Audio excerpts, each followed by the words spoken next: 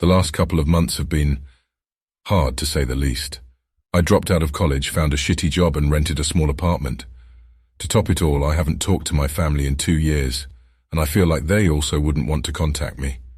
Life feels like an endless cold tunnel of broken hopes and abysmal isolation. However, there is something that brings me joy: buying shawarma on the weekends. That's the only moment of the week I truly feel alive. Today is a nice Sunday. In the early evening, I went down to the street, sheltering from the frost under 5 layers of clothing, and bought myself 3 delicious shawarmas. Once in my apartment, I sat down on my small dinner table and ate the first one, a delicious beef shawarma. As I'm finishing up, my roommate comes out of the bathroom.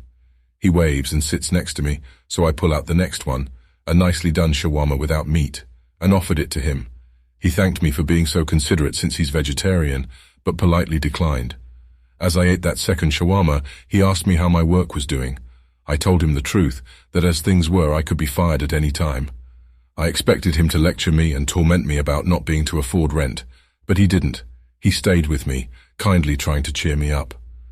Just as I finished my dinner, my other roommate came out of her room, looking tired as always, but with a happy expression. She arrived just in time. I pulled out the third and last shawarma and offered it to her. This one had chicken instead of beef. She thanked me but told me she had just had dinner and that I should eat it instead. I was very hungry that evening, so I took it out and ate it. She sat down by the table, and the 3 of us had a nice talk. By midnight, they each said goodbye and went their way as usual. I don't see my roommates very often. It's usually only during those moments of happiness that stand out from the grey, miserable landscape of my routine. They started showing up on Sundays after buying my first shawarma. After that, I always bought for the 3 of us, but they declined the food every time. They're a blessing, the only blessing I had. That's why it always hits me hard when they leave, because then I remember I don't have any roommates. I wonder what went wrong. I wish I knew how different my life would have been if people like them had been there from the beginning, but there's no point in wondering. The past is gone, and there is no future.